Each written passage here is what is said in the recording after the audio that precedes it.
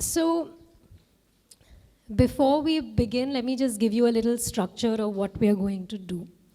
I'm going to show you some of my work, some of my awards.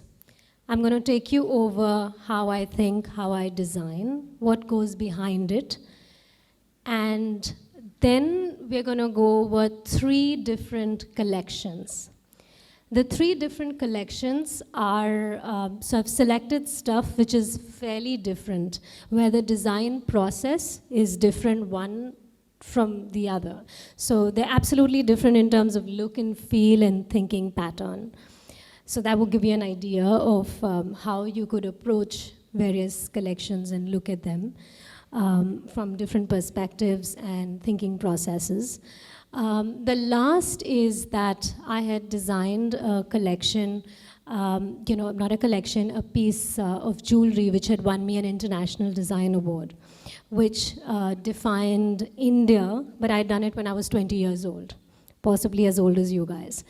And now I'm going to tell you, towards the end of my presentation, to redesign that piece.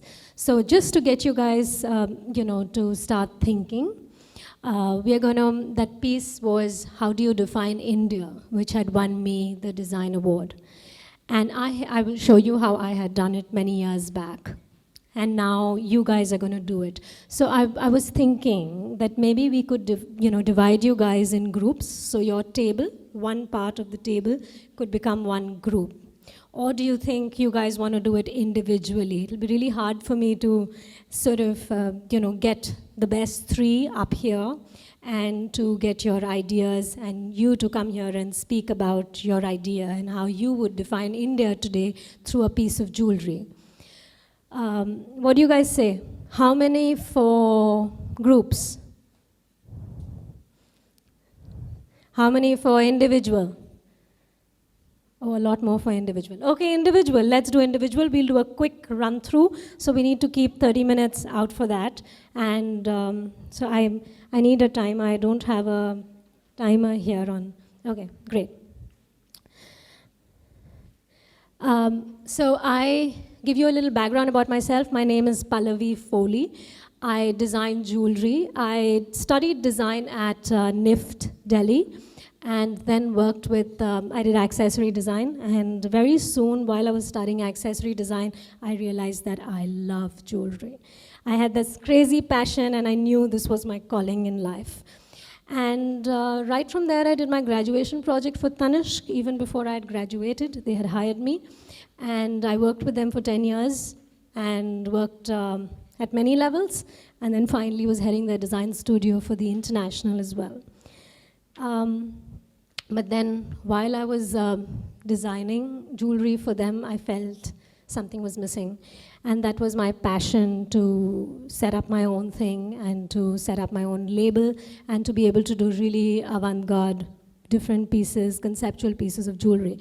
So about 6 years back, I set up my store, my first design studio and store, which is at the Leela Palace in Bangalore. And then about 2.5 years back, I set up my second store, which was to see if designer jewelry would really work in the Pret space.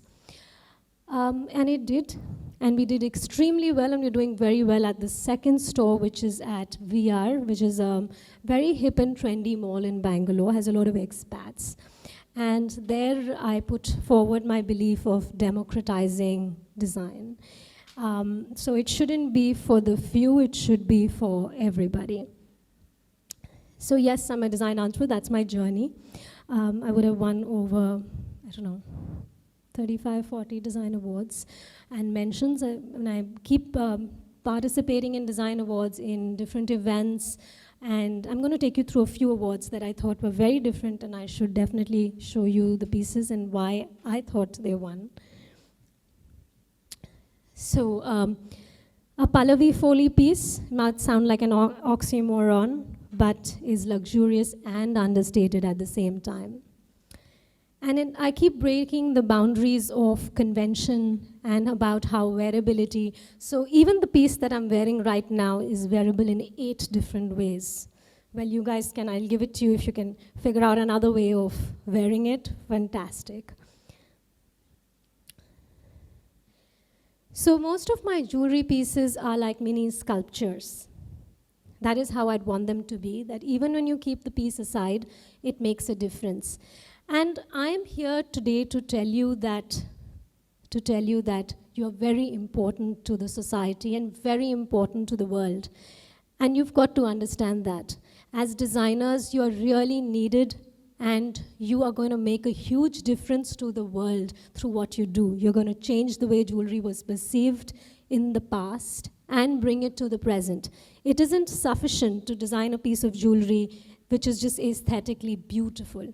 You definitely have to bring in another element which is very relevant. So for you, it is important. I do it for myself. So I don't know if I should say it as advice, but what I do myself is that I stay in the present. It is important for you to be aware, to be present, to be here as an Indian citizen, and then as a world global citizen, and then design, because you're doing a lot more than just designing a piece of jewelry. Because the relevance of that is something that you understand only later. So the presentation is fairly visual. This is how my store looks, one of the stores. This is the Pret line. So this is not the luxurious store. It's at a mall. It has the elements of India. If you see, even on the roof, there is a chandelier, and the pattern goes even on the top. That's the other store. This is at the Leela Palace. This is the same, sorry, the mixed up slides, huh? We have a lot of people coming in. We have a lot of international buyers being at the Leela. We have people from across the world who come in. I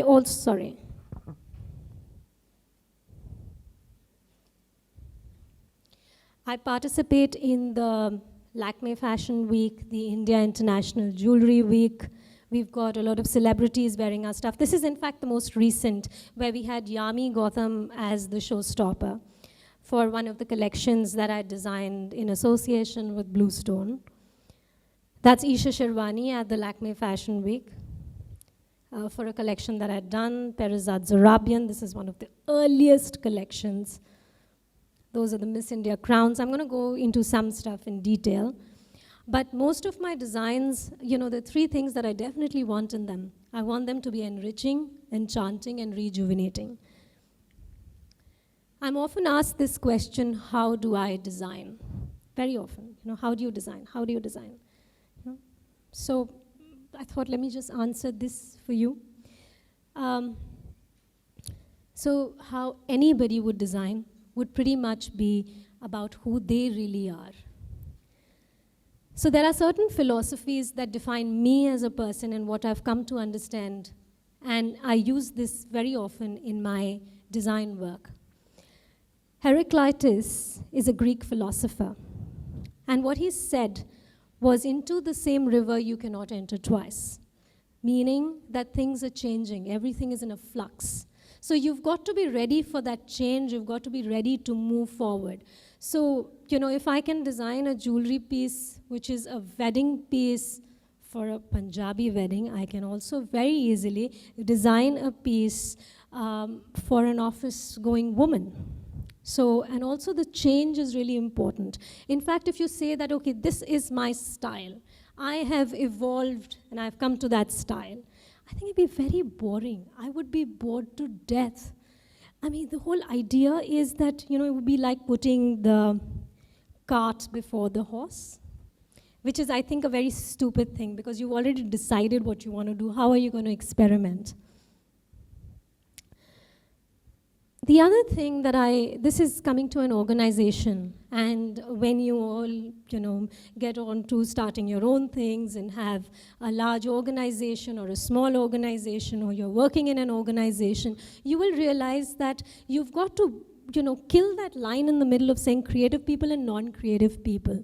because everybody has a creative streak in them. And you've got to let your entire organization come up with ideas and tell you, that this is going to work, not work, or this is an idea that I think you should put forward, like customers. So when your organization is well lit, it's energized, everybody is creative, everybody has the right to come up with something. Also, you're often told you can do this, you cannot do this, but you've got to realize that that boundary is really in your head, not in anyone else's head. Creativity is a powerful force. You've got to be fearless when you design. After that, you can then first put it out on paper. Nobody stops you from doing that. You can decide to make it or not. That's a later thing, right? Make imagination your energy source. So if you're able to imagine it, you should be able to make it. At no point have I ever got a no, usually, from a client if I have been very creative. If I've gone to the extreme end of imagination, doing a body piece, which you will see in shows even now, very recently, there is usually no. It's in your head. So those no's in your head, take them and throw them out. This is very critical. Study your topic. So if you've decided to take a motif as an inspiration, don't not research it. You've got to know what you're talking about.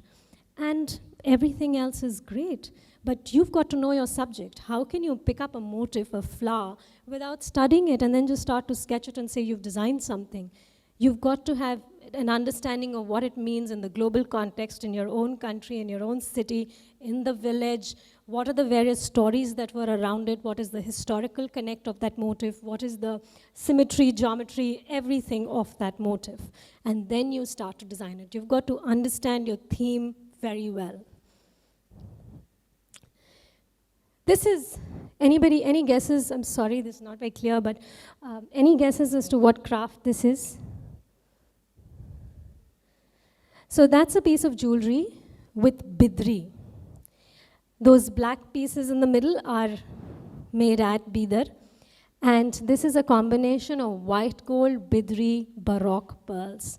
When you take a piece of craft, which in my eyes is very precious, but I'm saying intrinsic value-wise, which is not so precious, and combine it with something very precious, I've usually seen that the value of the non-precious goes up to the value of the precious. And that is a great learning. I usually spend a lot of my time at the factory. I spend a lot of my time with the craftsmen. I understand the manufacturing. I mean, it has been many years, but I understand the manufacturing process, and so it enables me to design with an understanding in my head already. So please, when you get out, do spend time with the craftsmen at the factory, because the innovation that you're able to do at the factory is totally different. And this I already told you, that nothing is impossible. Your only barrier is your own ability to imagine. This is a ring. We've made it in emeralds and in rubies. And it's just an imaginative piece inspired from actually mushrooms.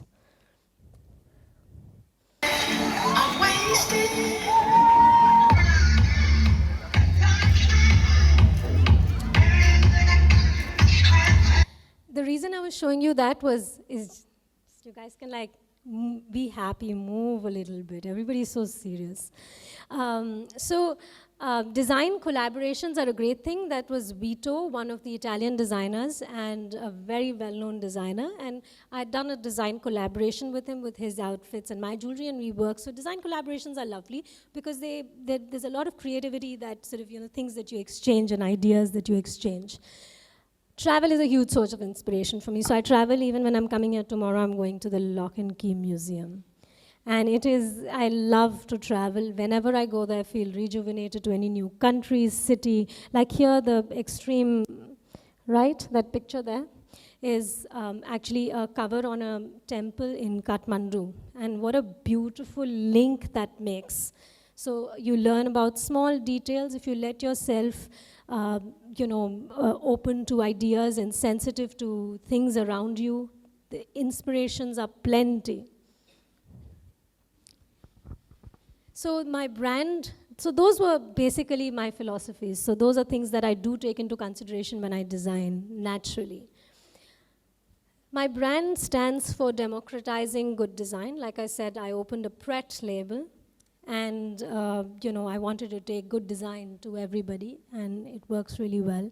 Originality, handcrafted jewelry, design innovation, deep design stories rooted in global traditions. So I got featured in India today for being, and I was called a game changer for having had taken that whole route of taking design, as democratizing it. I'd worked with Rio Tinto, so some of the biggest diamond manufacturers. And this was a collection that I'd done called Pristino, inspired from modern architecture, and it got featured in Bazaar, Harper's Bazaar. This is Trend Book 2017, that's last year. So I usually I sort of designed for it. These are so this is the Meenakari with the uncut diamonds. This collection is called Gulabo. I've taken the rose and stylized it. And it got featured in the Indian trend books. So like you can see the front and the back, because it was very beautifully detailed. I think that is the reason it really got featured. Also, it's in craft, which is beautiful, the traditional Indian Meenakari. And that's the Robb Report, the luxury magazine. Vogue. In fact, recently we had also done the collection that I told you. I'm going to take you through it right now after this. The Flame of the Forest, where we had Yami Gautam walk the ramp for us as a design collaboration with Bluestone. I was, in 2017, that's last year, I was awarded the Woman Entrepreneur of the Year. These are some of my older awards, which I thought I should show you, like really, really old, but so this was Seam. This won me the Tahitian Pearl Award because it does not, none of the pearls are drilled. It's just like as if you take threads and then you're pulling a fabric and it tears. So it's the seam of the fabric and the pearls are set. So there's a mesh, there are diamonds in there. So it was a unique way of using pearls. This was again another award for using pearls differently. For none of them were drilled, they just had these diamonds and gold wrapped over them. And this won me the Sobel Design Award so the reason I won this award was because I redefined a bead. So what is a bead? A bead is anything through which you drill a hole and pass a thread. It becomes a bead, or pass anything through it, it's moving. So here what I did was that I added virtual space to it. So the bead really remained this, and that was virtual space added to it. So it was a redefinition of a bead. So I called it 3-space because we were adding space to it. This is the piece that I want you to design, but I will show you some of the design processes and we will come back. So I think long time back, so while I was at college, I designed a piece inspired from India, and this is what I had done. I called it the Indian Street, and it had the national bird, the peacock, it had the Taj Mahal, the Rajput king, the Mughal king, it had Om, it had green chilies, it had a little cage for Sone ki Chiriya. So I'd done this whole charms, kind of look. This is what the piece looked like. That was my sketch, which is not so clear here. And that was the piece. It also had an Indian flag there. That's how it looked when worn. So the Taj Mahal, it was all made in white gold and diamonds. So you see the various things. You can see the red chili, the elephant, so various other aspects. There's a little pot there. There's Dil written, welcome Bombay, because on the autos in Bombay, you'd see that written. So it was colloquial. But I don't think if I designed it today, I would design it like this. India today is different, and to me means different, and for you it would be very different as well. So you guys can start thinking about that, and we will get the best 3 people to So there'll be other people who will have to walk around with me, but the best 3 people would like to, could come here and talk about their ideas. So there was a DTC design competition, that's De Beers. So my question to you is, how would you define India through a piece of jewelry? So I hope all of you have your pens and papers and can design it. We will go back to this. I will give you time to do it, but start thinking about it. This was again another award-winning piece, again, while I was still at college, even before, I think. This won me the Gold Virtuosi. It was a World Gold Council design competition about how you can use gold differently. So here I've used gold like fur. So gold, has this thing of, it's very springy. If you keep pulling it, you can really make it very, very fine, and you can draw the wires very fine. So they keep coming back to it. They get this springiness. So I wanted to use that to make a piece of jewelry. So that's an entire ensemble. The ear studs, the very light piece, but worked really well, and it was quite an innovation at that point. I'd also, like I was telling you, it's very important to research a motif. So while I was working for Tanishq, I'd won the NID Business World Design Award. And it was to take the mango motif. So I'd studied the mango motif, like what does it mean? What is it called? Is it called paisley? Where did the motif originate? Possibly it could be Kashmir, where the shawls were done. So various understanding, it was won as a surface. So you study, you've got to understand the motif really well. So here I had done the motif and it sold extremely well. It was a commercial success. And these are some of the different pieces from the collection, but it does have, very variable pieces as well in the collection. It was called Amra. And I realized that the body worked very well with the mango motif. So here, if you wrap a mango, it forms a beautiful anklet or a bangle. If you take the mango around the ear, it works beautifully. Mango is also, if you take the footsteps of goddess Lakshmi, you put it like that, it tends to get a shape of a mango. Mango leaves are used in, havans and yags. That's a brooch pin, a sari pin that was made. Again, taking a reflection of a mango up and leaving the other shadow down. These were the more commercial pieces. And hundreds of, one unit of piece, hundreds of them would sell. So as a 22-year-old, it was quite fascinating to work with Tanishq, because wherever I went, I would see people wearing jewelry from my collection. So this was hairpin, and it was one-off piece that was done. Then coming to the other project of designing the crowns. So the Tanishq had got, this is again something that I'd done while I was with Tanishq. So I'm gonna go back. So Tanishq, what happened really was, I'm gonna tell you this little story, because this might really help you. So we got this project saying design the crowns for Femina Miss India. And the crowns that were to be designed were all very traditional Victorian designs. And I looked at it and I was like, but this is not what I want to do to them. So obviously I had to build up my own case and say why I don't want to do that. I mean, it's beautiful. What's wrong with a beautiful Victorian crown? So I went back and I started to meet all the Miss Indias. And I met Nafisa Joseph, she's in many other Miss Indias, and I just took it upon myself and I said, I'm going to meet all of them. And when I met them, they all said that, my crown should represent my country because I'm going to go out and go for global pageants. Then they all said that, the crowns are different sizes. And sometimes they're a little too loose and you have to be so careful that it doesn't fall off. So that gave me the second indicator that I needed something that would size it. And then they said that it definitely should not be very heavy and it should be iconic. When I wear it, I should wear a different crown.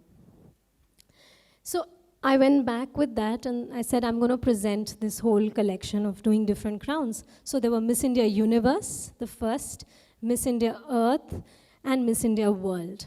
So I started to think about it. And in the team, we all started to think about it then.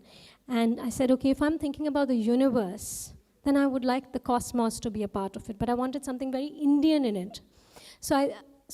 While studying that further, I realized that a monk tika would be a great idea because it's also like wishing, the Maharajas used to wish the wives would put the tika on their head. So it's much like taking, your contestants would be wished best of luck and, so a little drop on the head would be fantastic. So those were the little elements we added to the crowns. And this is what I finally came up with.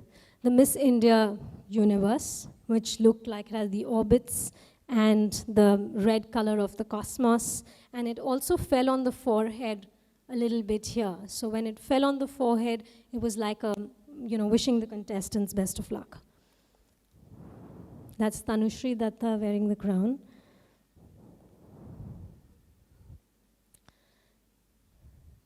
So Miss India Earth, I took peacock as an inspiration. These were the first initial sketches of it. And then I started going further in terms of design, and this is because the peacock is the national bird of India. The colors were blue and green. So that sketch to the ghat, to getting the piece made, to the final piece. So the story that I was telling you was that if you believe in an idea and you want to redefine it, go study it, understand it, meet the people, so that you have a case to sort of work around it. Okay, so now this brings me to the collection that was a collaboration with Bluestone. And I designed this collection. It's called The Flame of the Forest. And I would be happy to show you one of the pieces from it that I'm wearing. This is the flower of Bangalore. So if you guys have visited Bangalore, the city is full of beautiful red flowers all over the trees. And when you're driving through, it's all lovely red, green and red. It's called the Flame of the Forest. When I came to Bangalore many years back, this flower greeted me. I was sitting on a floor, on the 5th floor, and there was a tree which every day I would look at it and say, someday I'm going to design a collection inspired by the flame of the forest. Well, that day came very late, but it did. And so this collection is an ode to my city. That's how the flower looks. Butia monosperma. It's in the tropical parts that you find it. It's also got a lot of religious, things to it. It's a flower given to Shivji and on Shivratri. And then I started to study this flower. And it's important to sketch your inspiration because I took it and then I kept studying it in different ways. That's a logo that I created for fun. Flame of the Forest, because I took one of the petals and then I started to work on it. This is, some pieces of the flower getting made. So if you see the flower, it's a very beautiful flower. It's almost sculptural. So this is a tie that I was creating. So we were doing a ramp show and we were making pieces that were avant-garde as well as pieces that were going to sell online.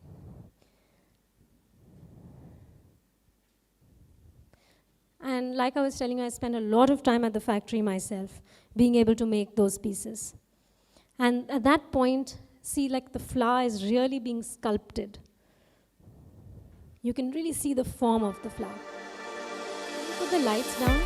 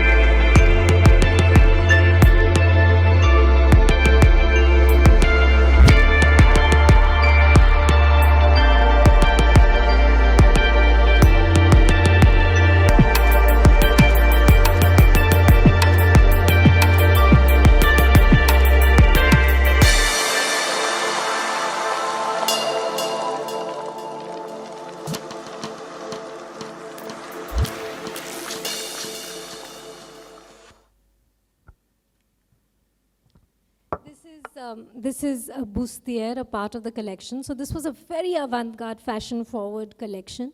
And if you see the complexity on how the outfits are by Wendell Rodericks. This is how it looked when made, but there was a huge amount of work that went behind it.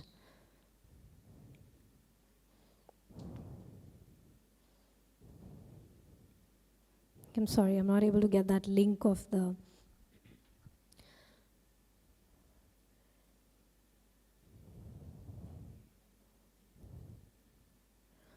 I'm going to go a little fast on these. These are ear clips. That's Yami Gautam wearing the piece. Nose ring. Again, ear clips. Right in the beginning, I showed you a tie. So that's the tie. Layered necklaces, very much in fashion, and always, I mean, it's good to sort of keep redefining the trends and the fashion. Again, completely the flame of the forest, because when the wind and the rain is happening and the flowers are flying, the trees, you can see the wind, sort of blowing the flowers. So this is a very abstract version of depicting that through a necklace. Those are ear clips, they're mismatched, so one side is not like the other.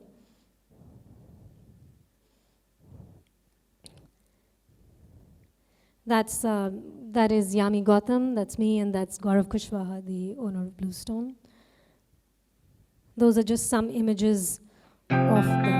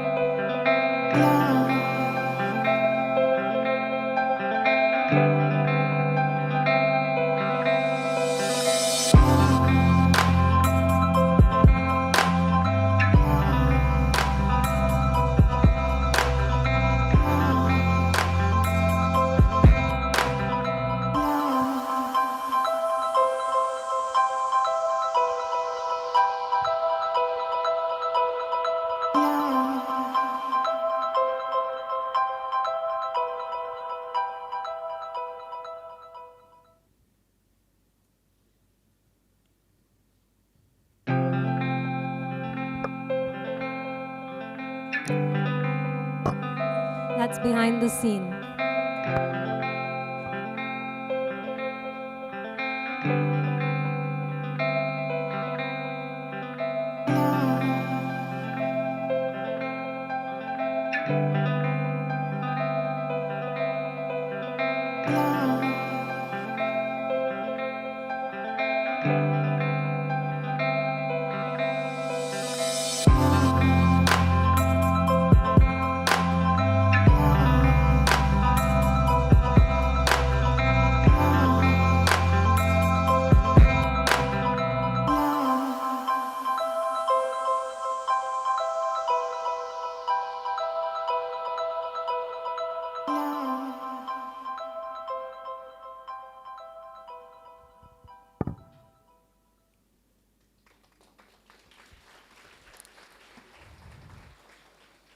Thank you. I'm just going to move to another, like I told you, I promised you 3 collections. So I'm going to share 2 more collections with you.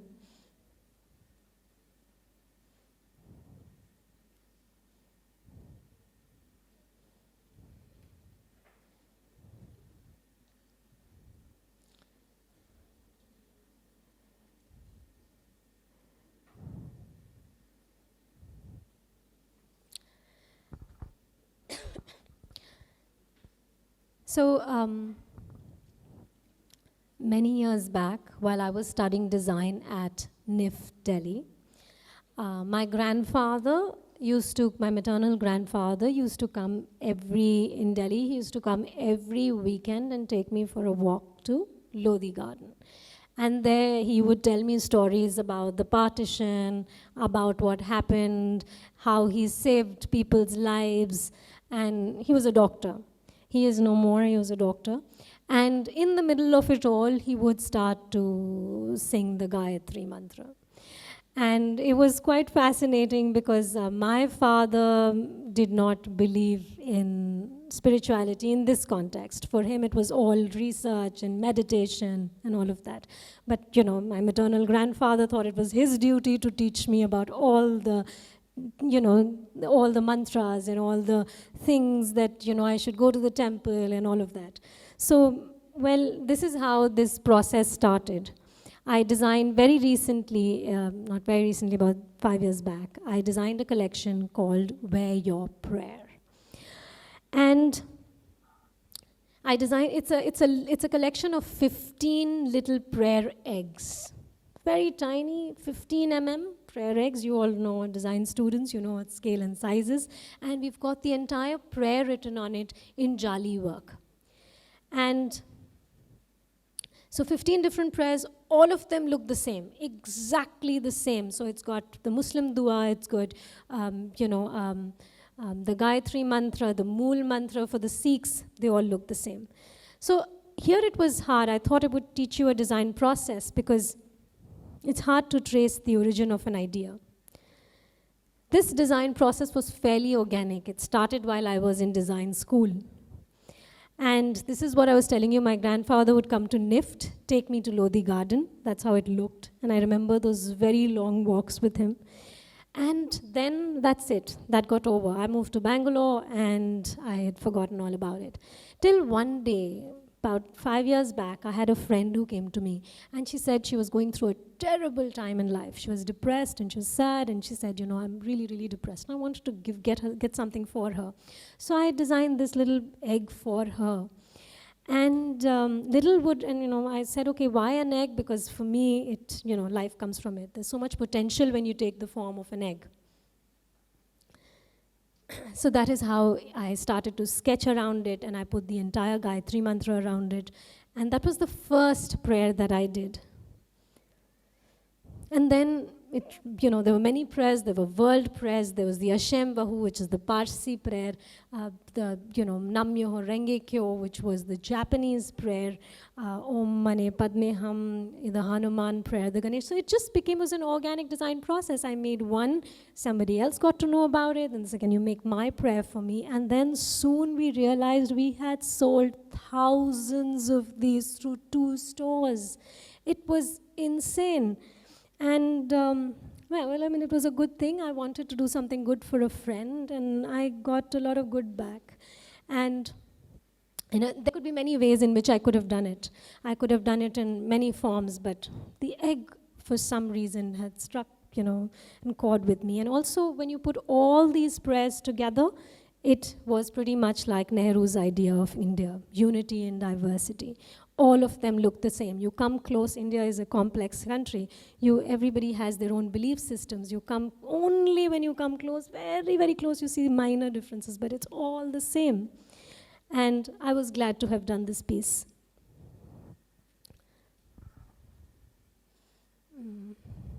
Sorry, they should link to a okay, one moment, just give me a second.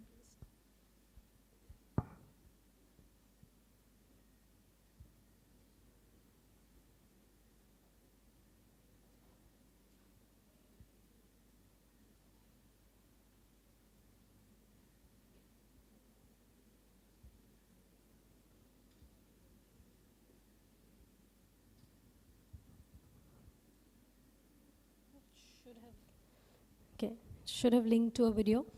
And that's how the prayer egg looks. Very tiny, 15 mm, 18 mm with the loop on top.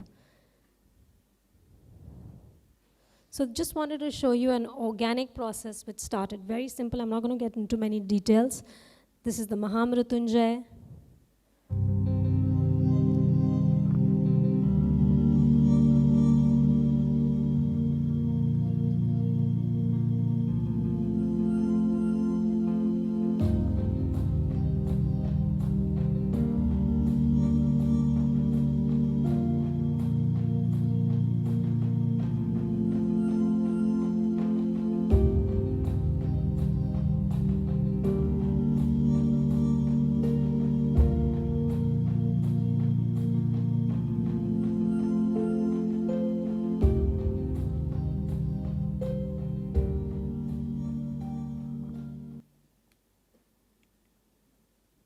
That's the Mool Mantra, the Sikh prayer, the Ek Omkar Satnam Kartapur. So I've even shot it with the background of the Golden Temple.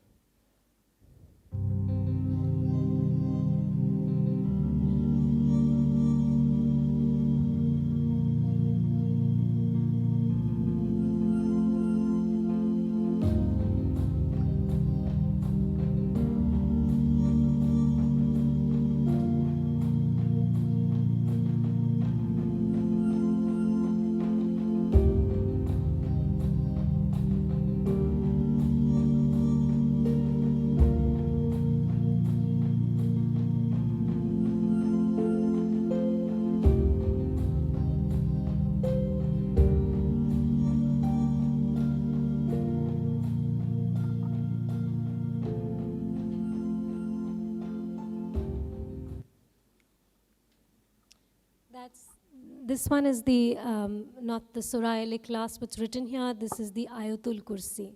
It's the Bismillah prayer.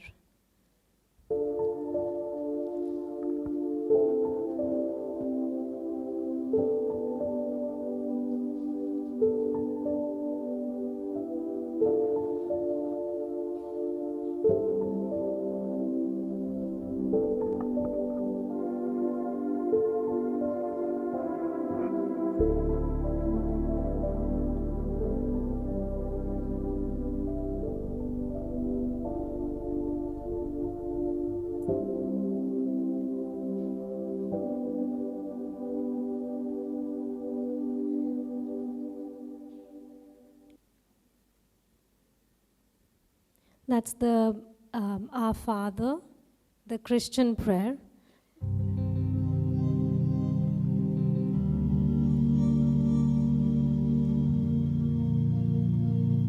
And the Hail Mary.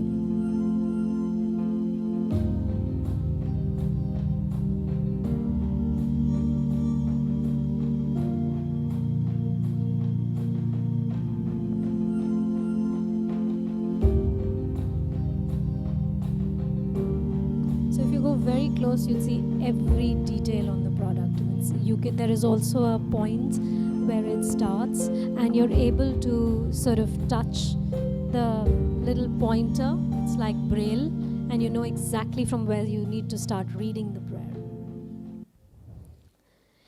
You know, and the nicest part, this is the nicest part, that you could be from one faith, but you'd buy a prayer from another faith because you believe in it.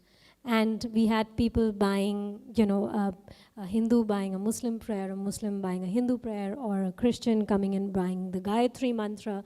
And that was lovely. It was so beautiful. We'd have Japanese people come and buy the Gayatri mantra. So it's amazing. And even the karigars, you should see the way they all sort of love wearing the prayer. And this is what we, you know, I would see on the net very often. People come, mother has bought it for her son as a protective charm, and I'd find this on the net. So that's the Sikh prayer, and very clearly written. If you go down, you read every detail of the prayer. That's the Om Mani Padme Hum. The Yashem Vahu, the Parsi prayer. Yeah. Now I've got just one last thing to share with you before we move on to our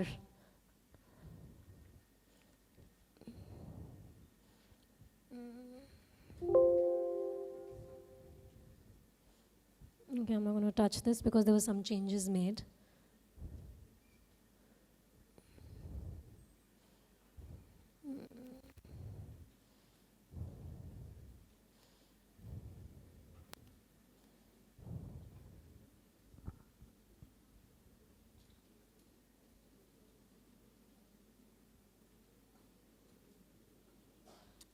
Okay, so this is the last thought process that I wanted to share with you all. Fairly short again, but will tell you a totally different way of looking at design.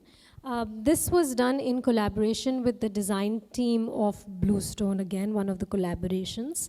And this design team and I worked together on it. So the brief that came to me was to redefine rose gold. So rose gold is a huge trend. Does anyone here know what rose gold is? Okay, great. So rose gold has a pink tone, and it's 18 karat or 22 karat. You add a little bit of more copper, and you get this little color, which is a beautiful pink tone. So was to redefine pink gold through a piece of jewelry and a collection for an online brand. So this is a collection done with the design team. This is not like the Flame of the Forest that I had done totally on my own. So this is a team effort. So, but the collection came to me and I was spearheading this project. So inspiration, so I started to think about it, what could one do to establish pink gold and make it a classic? And what kind of a motive can be taken forward for an online brand? And I was walking around and I was, passed through one of the very beautiful, flower stores, and it had these lovely carnations. And I saw the delicate layers, and I was like, the technology with craft and art we'd really be able to establish this flower beautifully through pink gold. So there was the thought that had happened in my head, but I wasn't certain that this was the right thing to do. I started to study more about the flower and study that it was, called the flower of God because, it was named by a Greek botanist, and it was a blend of dais, and which referred to Greek god Zeus, and anthos meaning flower. And the carnation had, in pink color, depicted true love. So I was like, yes, there were many meanings of the different colors of the carnation. And then we started to study it. And we saw that, so we said, yes, it makes sense. We discussed it with the marketing team, and they said, sounds lovely. Why don't we start looking at how the flower could be interpreted into a classic? So the form study started, and we looked at it, that there were various ways of looking at it. When you look at the carnation, there are jagged edges, and then there are these very layered curved edges. And the curved edges were lovely. They were just so beautiful as against. And then studying the trend shows that the ruffles were in vogue, the pink tones, the curves, the multitude of sort of lines. Again, the study of fashion, we looked at the runway and how, the sleeves were being altered, even I guess the one that I'm wearing, how the sleeves were being worked on, how asymmetry was at play. And it seemed like a perfect match to establish pink gold. So these were the various words. We had looked at curves, textures, layers, playful forms, modern styles to establish a classic. And then started the sketching. These were things that were not working in the beginning. Something seems, we thought, okay, let's look at them in abstraction. But it didn't work. It wasn't working.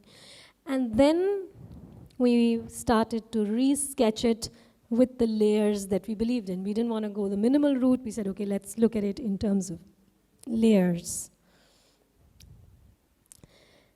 And, as you start to sketch further, you see that the simplicity of the form starts to come through a singular 2 layers, how you can define a flower with multiple layers. And this is technology. Today, design, art, and technology all sort of blend together beautifully. As a designer, if you understand design, technology, art, and the craft of jewelry making, you can really benefit a lot, and you can create anything. There is just no limit to what you can create. So we started to work on CAD and see how one could get these various curves going. And look at the simplicity with which it evolves. And that's the flower and how it is being represented just through 2 curves. Inspiration always helps, it helps you to detail the piece better. Here we took the route of, slightly more jagged edges, but yet getting the whole play of layers to create a bangle. These are all units. We've still not come to the design of the final piece. And when you're seeing it in CAD, and you're seeing it, you start to see the pieces, almost like architectural units, because there is so much detail that goes into who is going to sit and decide that 1 mm more or less. It makes hell of a lot of difference in jewelry. It is miniature, but you've got to know, okay, my thickness of my metal should be 0.4 or 0.6 mm here. How much difference is it going to make? How sturdy is it going to make my piece? How long is this piece going to be worn? So all those things have to be understood. Scale is important. So, at all points, what we do as a team or any of the teams that I'm working with, I ensure that whether it is that I'm doing a project with Tanishq, which we also do with any other company, or for my own studio,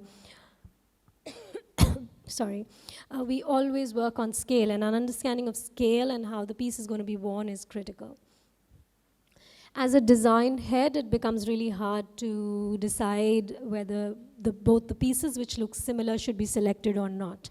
So this decision as to why it should be selected are both worth a try, and why? Because there's a cost of manufacturing it, cost of prototyping the piece. So these are fairly similar, but should both be made or not is a decision. We'll discuss this later.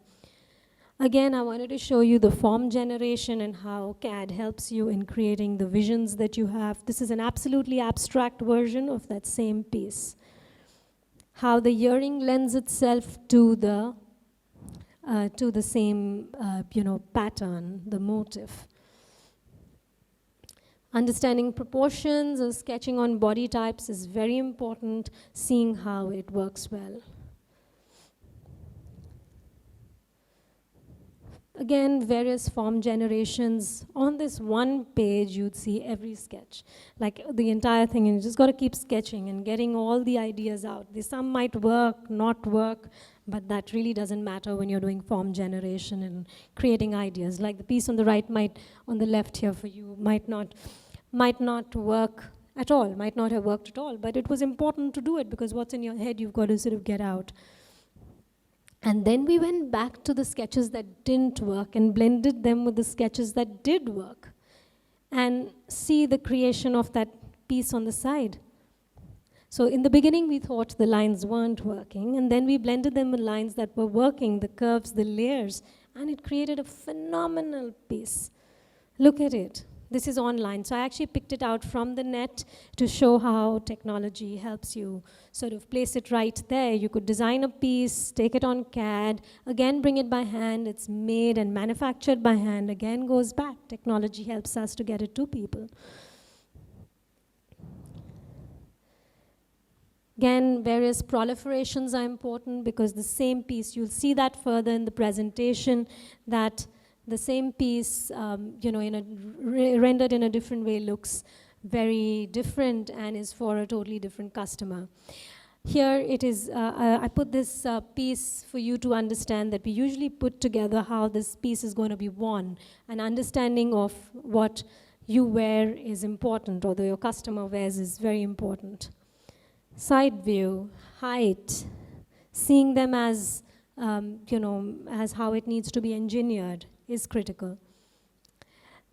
Look at this piece. It's a great learning. It's an absolutely great learning. The piece was designed with a pear-shaped diamond, and it was very expensive. And then it was rendered differently. This is one of the best-selling pieces in the collection. Means could be selling about 70 to 80 pieces.